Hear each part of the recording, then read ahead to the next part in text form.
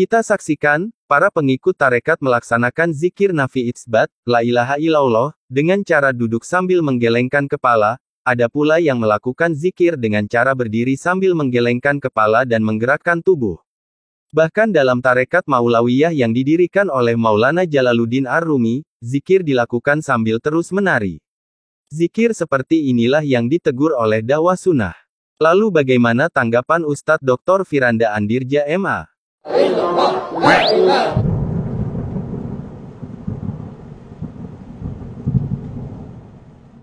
Itu yang terjadi akhirnya bebas ya.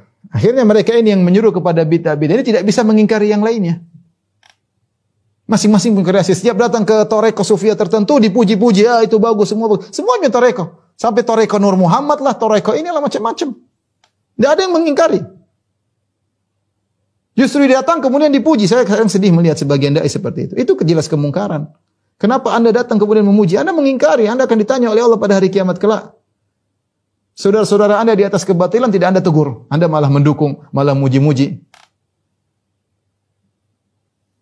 Makanya saya tidak lihat, ikhwan, mohon maaf, saya tidak melihat maksudnya dakwah yang benar-benar berusaha memurnikan kemudian menegur ini salah itu salah kecuali dakwah sunnah. Yang lain dibiarin, mau zikir, mau kayak apa, mau joget-joget, mau loncat-loncat, enggak ada yang tegur. Mau solawat sambil joget-joget, mau salawat sambil dangdutan, enggak ada yang tegur. Yang tegur cuma ahlu sunnah.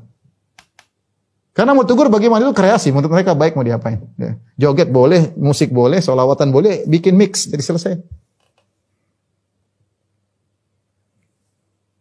Ya itu semua ya masing-masing. Tadi saya katakan bahwasanya ada pertanggungjawaban di hadapan Allah Subhanahu Wa Taala, di mana kita berusaha memperjuangkan kemurnian dakwah Nabi Muhammad Sallallahu Alaihi Wasallam dan para sahabat. Ketika kita buka pintu bid'ah ini, nambah kurangnya orang-orang sebebas-bebasnya berkreasi. Ketika kita punya ide agar Islam ini lebih murni, kita ingin orang berdalil Al-Quran Sunnah, kata mereka itu enggak benar, enggak boleh. Ya gimana? Kalau semua orang punya kreasi, saya anggap saya punya kreasi baru. Kreasi baru saya adalah, taruhlah dianggap baru, saya ingin orang beribadah di atas Al-Quran dan Sunnah. Mereka tidak setuju. Jangan diikat dengan Al-Quran dan Sunnah, kita ingin bebas ya, repot.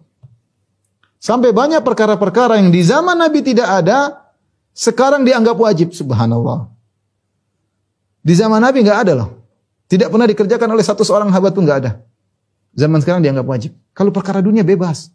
Antum a'lamu bi umuri dunyakum, kata Nabi, kalian lebih tahu perkara dunia. Silakan berkreasi. Kita justru perkara dunia ingin kreasi yang bermanfaat bagi kaum muslimin, bagi bangsa dan negara, bagi masyarakat dunia secara umum.